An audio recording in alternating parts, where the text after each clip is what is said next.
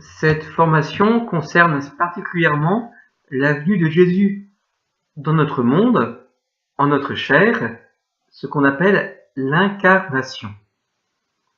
Cette venue de Jésus a au moins 4 raisons. La première, c'est pour nous sauver en nous réconciliant avec Dieu. La seconde, c'est pour que nous connaissions l'amour de Dieu. La troisième, pour que nous connaissions Jésus comme notre modèle de sainteté. Et enfin, pour nous faire enfants adoptifs de Dieu. Cette venue de Dieu dans notre monde, par l'incarnation, est annoncée dans l'Ancien Testament. Notamment, David reçoit une annonce qu'un de ses descendants aura une royauté qui ne passera pas. Ce descendant, il est appelé Messie, qui vient d'un mot hébreu, ou Christ, qui vient d'un mot grec. Ces deux mots sont synonymes. Il veut dire celui qui a reçu l'onction. L'onction, c'est de l'huile mise sur la tête de celui qui va devenir roi, qui va signifier par là sa consécration à Dieu. Eh bien, Jésus est celui qui a reçu l'onction, c'est-à-dire non pas de l'huile, mais l'Esprit Saint lui-même dans son humanité. C'est Jésus qui est le descendant de David, qui est roi totalement, puisqu'il est Dieu, créateur de tout. Ainsi, l'ange va annoncer à la Vierge Marie, dans l'Évangile selon saint Luc, cela nous est rapporté. L'ange annonce au berger: aujourd'hui, dans la ville de David, vous est né un sauveur, qui est le Christ Seigneur. Jésus est le sauveur, il est le Christ et il est Seigneur. Cette venue de Jésus de façon miraculeuse en Marie est annoncée par le prophète Isaïe au chapitre 7, verset 14. Voici que la Vierge est enceinte, elle enfantera un fils, on l'appellera Emmanuel, c'est-à-dire Dieu avec nous. C'est vraiment Dieu qui vient. Dans le livre du prophète Daniel, au chapitre 7, verset 13, il est dit: je regardais au cours des visions de la nuit, et je voyais venir avec les nuées du ciel comme un fils d'homme. Cet être qui vient, il vient du ciel, c'est un être divin, et qui est comme un fils d'homme. Dieu se fait homme, vraiment homme. Pour la date, nous avons une prophétie dans le livre de Daniel, au chapitre 9, qui dit que sont fixées 490 années, 77 fois 7 années, pour ton peuple et ta ville, pour faire cesser la perversité et mettre un terme au péché, absoudre la faute et amener la justice éternelle. Et cette date correspond, je vous passe tous les calculs, à la venue de Jésus dans le temple pour sa présentation. Nous aurons 2 temps dans cette formation. Le premier temps concerne la Vierge Marie, en qui Jésus s'est fait chair. Dans un deuxième temps, nous verrons l'incarnation en elle-même, la personne même de Jésus, vrai Dieu et vrai homme, et son agir.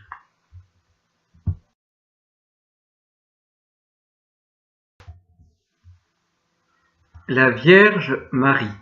Le Seigneur Jésus est venu en une femme, la Sainte Vierge, et nous allons dans un premier temps mieux la connaître, tout d'abord en voyant que déjà dans l'Ancien Testament, elle était annoncée, prophétisée, puis nous verrons l'Annonciation, ensuite nous verrons la Nativité de Jésus, et enfin nous verrons la maternité de la Sainte Vierge pour nous qui sommes enfants adoptifs de Dieu.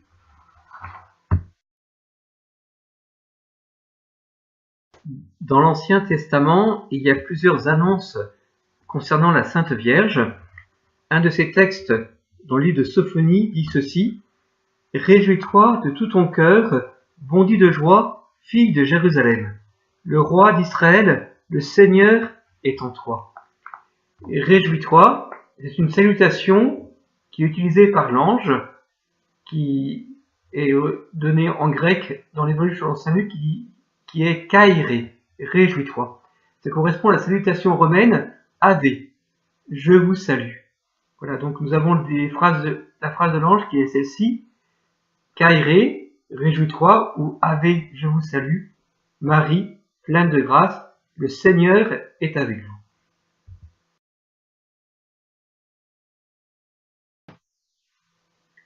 L'Annonciation. L'événement de l'Annonciation nous est rapporté par l'évangéliste Saint Luc au chapitre 1. La Vierge Marie attendait la venue d'un Messie comme tout le peuple d'Israël, et c'est elle que Dieu choisit pour qu'elle soit la mère du Sauveur. Dieu l'a préparée, notamment dès sa conception, puisque la Vierge Marie n'a pas été touchée par le péché originel, elle n'a fait aucun péché personnel non plus, elle est l'Immaculée Conception. Ce dogme a été proclamé par le bienheureux pape Pie IX au XIXe siècle. Un dogme n'est pas quelque chose de négatif, c'est au contraire une lumière qui est donnée de la part de Dieu, une lumière qui est partie intégrante de notre foi. Ce dogme de l'Immaculée Conception s'appuie aussi sur la Sainte Écriture, puisque l'ange qualifie la Vierge Marie comme pleine de grâce, et si Marie est pleine de grâce, c'est qu'elle n'a aucun péché en elle.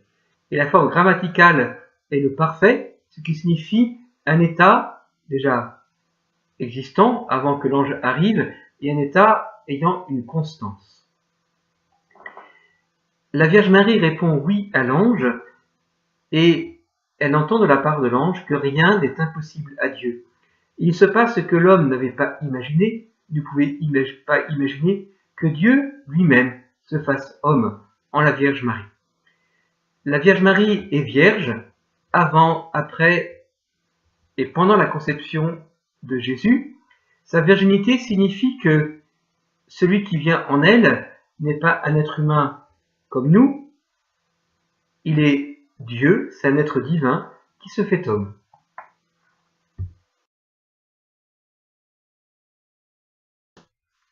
La nativité de Jésus. La Vierge Marie, à Noël, est non seulement dans la joie d'une mère, mais aussi dans la joie d'une croyante. Elle accueille Jésus comme son fils et comme son Dieu. Elle l'accueille avec adoration et foi. Jésus naît à Bethléem, qui se traduit en français par la maison du pain. Il naît dans une mangeoire. Nous avons ici l'annonce déjà du fait que Jésus continuera à être présent parmi nous sous l'apparence du pain. De plus, les termes employés pour signifier le fait que Jésus soit enveloppé de l'ange se retrouvent pour la passion de Jésus avec le Saint-Suaire. Nous avons déjà là aussi une annonce de pourquoi Jésus est venu sur cette terre pour donner sa vie pour nous sauver. Je précise que le récit de Noël, de la nativité du Christ, dans Saint Matthieu et Saint Luc, ce récit est historique, ce n'est pas une petite tradition folklorique, c'est quelque chose de bien réel. Saint Luc et Saint Matthieu ont deux façons différentes de nous raconter ce même événement, ce qui est intéressant sur le plan historique. Un même événement ayant des sources différentes qui se complètent montre que cet événement est bien réel, n'est pas construit comme un mythe. De plus, Saint Luc l'exprime bien. Dans son prologue, il dit « C'est pourquoi j'ai décidé, moi aussi, après avoir recueilli avec précision des informations concernant tout ce qui s'est passé depuis les débuts, d'écrire pour toi, excellent Théophile, un exposé suivi, afin que tu te rendes bien compte de la solidité des enseignements que tu as entendus. » Akribos, utilisé dans ce passage avec précision, Akribos est le travail de l'historien, celui qui veut rendre compte de la solidité de ce qu'il écrit. Ainsi, les évangélistes Saint Matthieu et Saint Luc nous rapportent l'événement réel, et ils sont bien différents que les écrits qui seront plus tardifs, qu'on appelle les apocryphes, qui vont rapporter des choses de l'enfance de Jésus inventées, où Jésus prend de la terre glaise, fait un petit oiseau et souffle dessus, l'oiseau s'envole. Ce genre d'affaires n'a pas lieu du tout dans les récits qui s'appuient sur la réalité des faits qu'ont décrit Saint Luc et Saint Matthieu.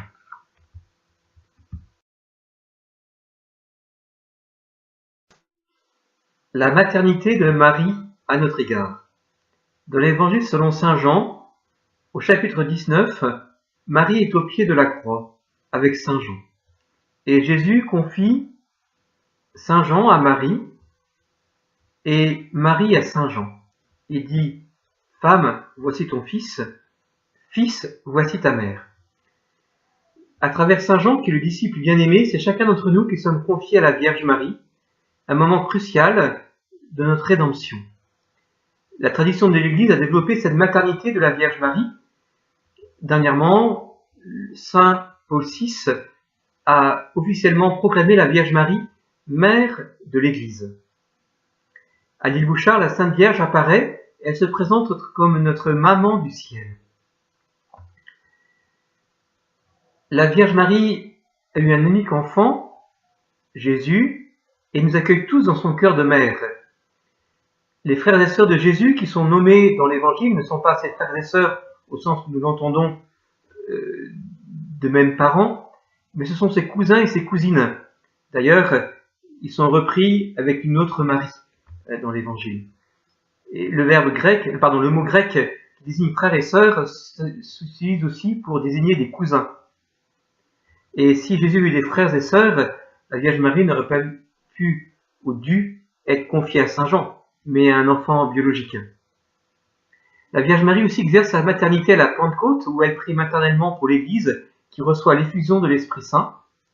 La Sainte Vierge continue sa mission maternelle au ciel, elle monte corps et âme au ciel. Il n'y a pas de tombeau de Marie sur cette terre, elle monte corps et âme au ciel, c'est l'Assomption de la Vierge Marie. Et nous pouvons la fréquenter, c'est une personne bien réelle.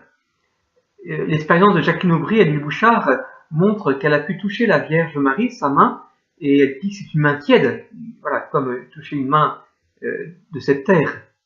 Eh bien, la Vierge Marie prie pour nous, prions-la avec le chapelet, notamment prenons une dizaine par jour, par exemple, si nous ne sommes pas habitués à prier le chapelet, pour entrer dans cette intimité de la Sainte Vierge et recevoir sa protection maternelle.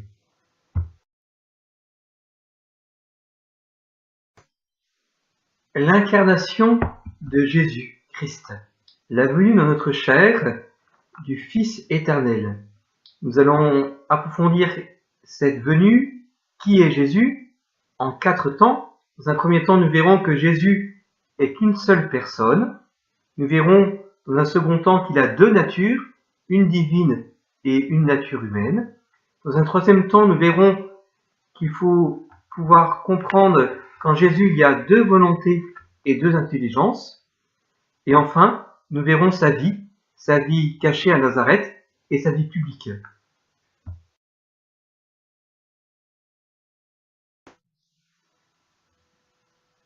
Jésus-Christ est une seule personne, la personne du Fils éternel.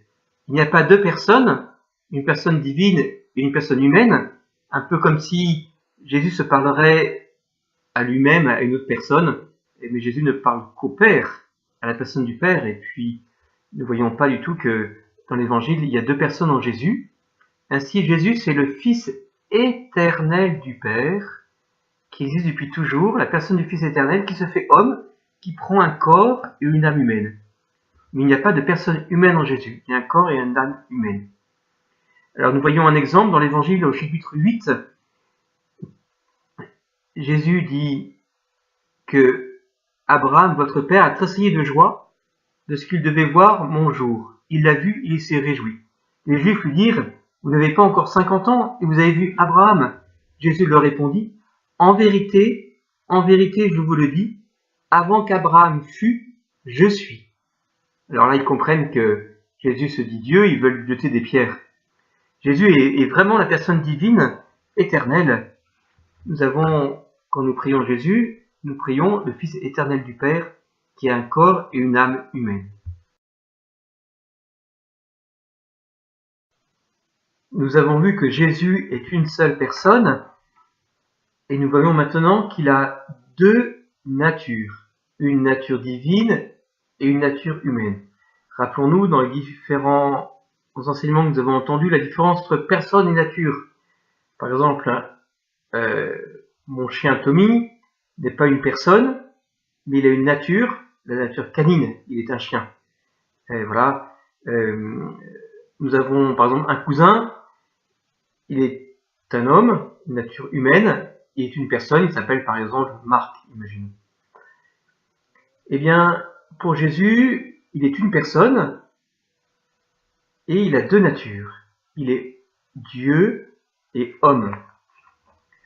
Ainsi, le concile de Chalcédoine, en 451, dit « Un seul et même Christ, Fils, Seigneur, reconnu en deux natures, sans confusion, sans changement, sans division et sans séparation.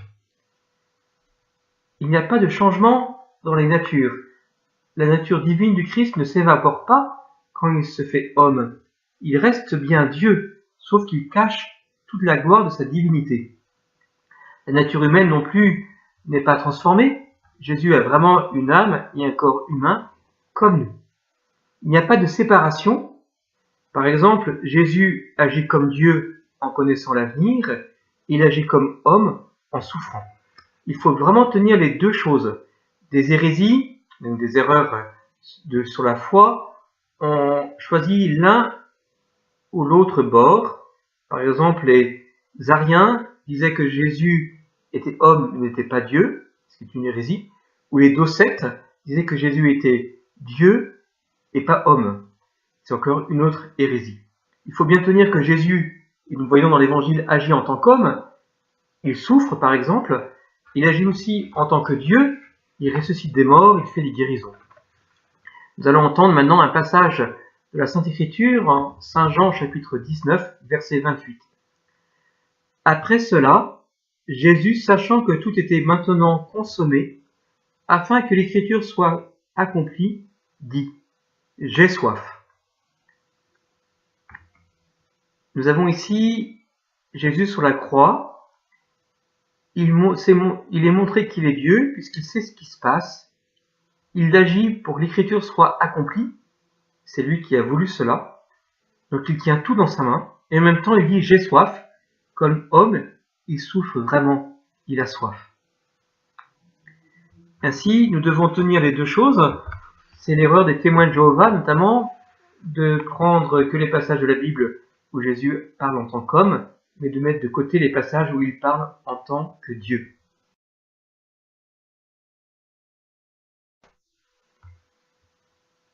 Notre Seigneur Jésus a deux natures, une nature divine et une nature humaine. Il a donc deux volontés, une volonté divine et une humaine, et deux intelligences, une intelligence divine et une intelligence humaine. Notamment dans l'Évangile, au moment de l'agonie de Jésus au jardin du mont des Oliviers, le Christ dit « non pas que ma volonté soit faite, mais la tienne », en parlant au Père. Et ainsi, il accorde sa volonté humaine à la volonté divine du Père, et qui est aussi la sienne, puisque en Dieu, il y a un seul être et une seule volonté, qui est commune aux trois personnes divines. Alors, je résume, Jésus a deux volontés, une volonté divine et une volonté humaine qui sont parfaitement accordées, et c'est ce qui permet de nous sauver, puisque notre perte avait eu lieu à cause de la dissociation entre la volonté humaine d'Adam et la volonté de Dieu. Et bien en Jésus, la volonté humaine et la volonté divine sont à nouveau accordées pour notre salut et notre bien. L'intelligence de Jésus, il a une intelligence humaine, il pose des questions, mais par son intelligence divine, il connaît déjà les réponses, mais il sait ce qu'il y a même dans le cœur des gens. Il exerce ces deux intelligences, divine et humaine. Sa connaissance est parfaite du Père. Par son intelligence humaine, il contemple toute sa divinité. Il connaît parfaitement le Père. D'ailleurs, à 12 ans, il le montre, puisqu'il enseigne les docteurs dans le temple. Et puis il dit aussi qu'il est venu révéler qui est le Père. Il dit « Père, je te bénis d'avoir caché cela aux sages et aux savants, de l'avoir révélé aux tout petits. Personne ne connaît le Père, sinon le Fils, et celui à qui le Fils veut le révéler. » Nous avons là une parfaite connaissance du Père par Jésus. Il connaît parfaitement l'avenir.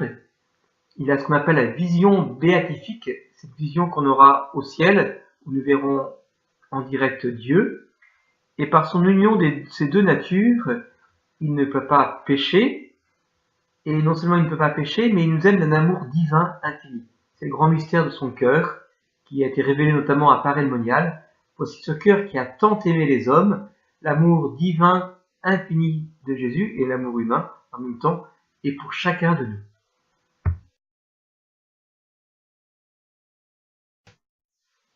La vie de Jésus nous est rapportée par les 4 évangiles. Tout d'abord une période de 30 ans où sa vie est comme cachée, notamment à Nazareth. Et là, il y connaît le travail, le repos, les joies familiales, notre humble vie, et il vient la sanctifier. Puis une période de 3 ans d'une vie publique où il va faire des miracles, enseigner, notamment avec des paraboles, mais aussi des discours, appeler les disciples, construire l'Église catholique, c'est lui qui fonde l'Église catholique, instaurer les sacrements, prier. Et ensuite, chaque évangile comprend dans sa dernière partie une large part pour la passion et la résurrection du Christ. Ces événements de la passion et de la résurrection du Christ sont centraux dans notre foi et ils ont pour eux plusieurs chapitres dans chaque évangile. Je vous inviterai, si vous voulez, à lire un évangile en entier. Vous pouvez prendre celui de Saint Marc, par exemple, qui est l'évangile le plus court. Il a 365 versets. Et il est vraiment important, je pense, au moins dans sa vie, une fois, d'avoir lu la vie de Jésus dans son entier. Voilà, c'est pour nous une meilleure façon de connaître le Christ et de l'aimer.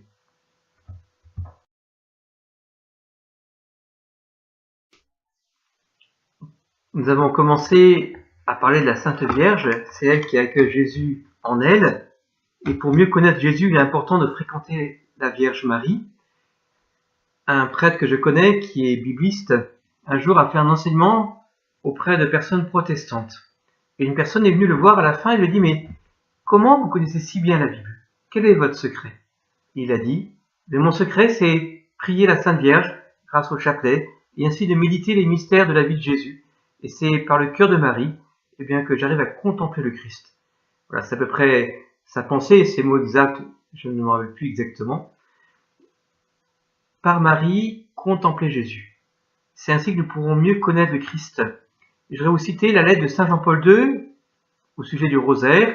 Saint Jean-Paul II parle dans cette lettre d'un bienheureux Bartolo Longo. De même que deux amis qui se retrouvent souvent ensemble finissent par se ressembler dans la même manière de vivre. De même, nous aussi, parlant familièrement avec Jésus et avec la Vierge, par la méditation des mystères du rosaire, en formant ensemble une même vie par la communion, nous pouvons devenir, autant que notre bassesse le permet, semblables à eux, apprendre par leur exemple sublime à vivre de manière humble, pauvre, cachée, patiente et parfaite.